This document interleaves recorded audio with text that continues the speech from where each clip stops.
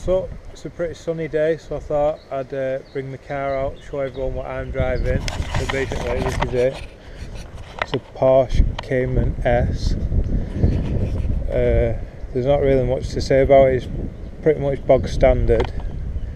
So if you don't know what a Cayman S is, the 3.4 litre 6-cylinder, mine's a manual, as you can see there. I don't know, about 300 brake horsepower, something like that. That's about it. Like I say, completely standard. I've not really got any plans to do anything to it. It's pretty high mileage because I drive it all the time. It's about 96,000 miles. That's why there's little scuffs all over it. I don't really keep it that clean because I use it every single day. It's not exactly a Ferrari, is it? So it doesn't really matter. I guess that's about it, really. We'll talk more about why I bought it. Sort of likes and dislikes and all that type of stuff a little bit later on. Right, so what made me buy a Cayman? Well, to be honest, I've been driving big cars for a while, big Mercs and things like that. I just fancied something a bit sportier. I'd been working out in America for a few years. I'd saved up, not a few years, a few months rather, about 6 months. Came back, I wanted a new car, I needed a new car, so I started looking at, sporty stuff. I was looking at things like Japanese cars, things like Skyline Supers, all that type of stuff, but they were a bit old, so I started looking at things like S2000s, what have you, and they were nice, but I thought, it's quite a bit of money for an S2000. You're looking at, I don't know, what, 9-10 grand, something like that for an S2000. So I thought, surely I can get something a bit nicer for my money. So I started shopping around and everything. And I kind of started looking at Caymans and 911s as well. So I pretty much settled on a 911 in all honesty, but I wasn't really bothered whether I got a Carrera 2, 4, an S, whatever it was. I wasn't really that bothered. So I went along to the garage to have a look at a couple. And there's a Cayman there. So I jumped in it. And they're pretty much the same car, believe it or not. Everyone always goes, oh, this, that and the other. They're basically the same, especially once you're in and you're behind the steering wheel. The only real difference is the engine's mid-engined as opposed to rear-engined. It's a slightly smaller engine, a 3.4 rather than a 3.6 or a 3.8 in the S's. It's a little bit slower. You've not got the back seats, but you have got a big hatch and more of a boot. And I do use the boot quite a lot, as well as the boot in the front. So it sort of made sense, as well as the fact that it was basically half the price. So I only paid 13 grand for this car. I don't know, at the time, the rest of them were going for about 15, 16 grand, something like that. So it was significantly cheaper. And 911s at the time as well, they was about 20 grand for a 997. So I was pretty happy overall with the price and that. So let's talk about pros and cons, or it seems to do these 5 things I like and 5 things I hate type of videos. So the things I like about the car is that it does drive well. It's probably the best handling car I've ever had. It's nice place to be, leather seats, blah blah blah. The 6-speed gearbox is nice. You always feel like you're in the right rev range. You just drop a gear and you're in the right rev range to pull away, do whatever you want. He's pretty quick, especially on B roads.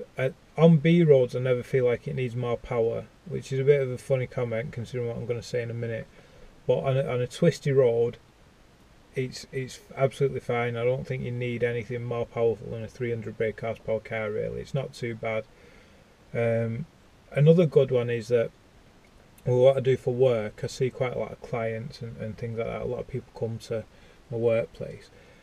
Not everyone's a car person, and when they see the car, for some reason they all think it's worth about 50 grand. So my boss has a Jaguar F-Type which is worth about 50-60 grand, something like that, and everyone always thinks this is either the same price or worth more than that F-Type. So those type of things didn't really influence me purchasing of the car, but it is a nice little thing that comes along with it. Everyone seems to think it's a really expensive car and that everyone's doing dead well. They think the business is going really well and blah blah blah blah blah. So it's all a good benefit from that point of view.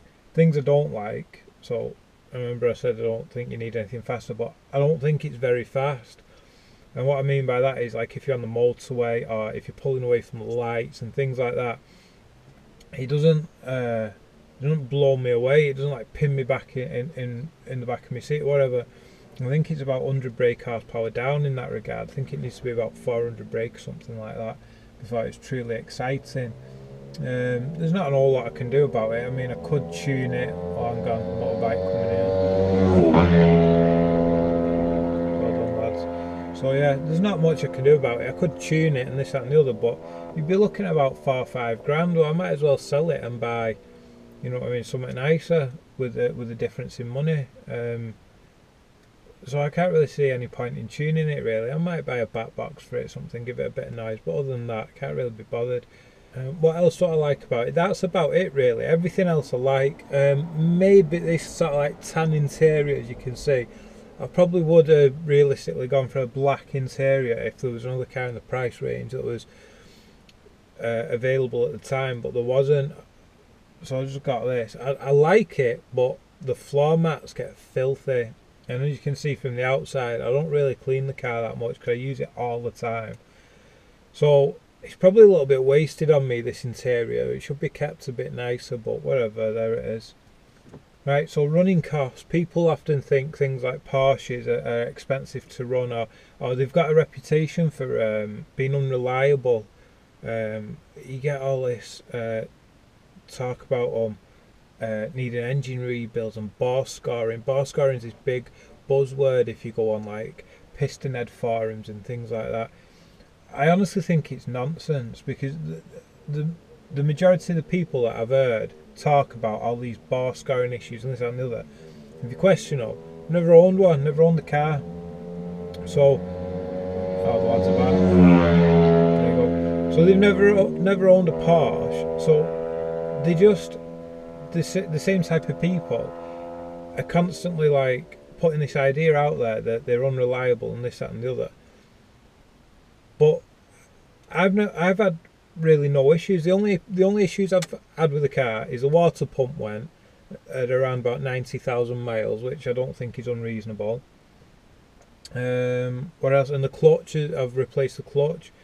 The clutch was only, I think it was like 500 quid to replace. The water pump was about 300 quid, give or take. And that's the only thing that's ever gone wrong with a car.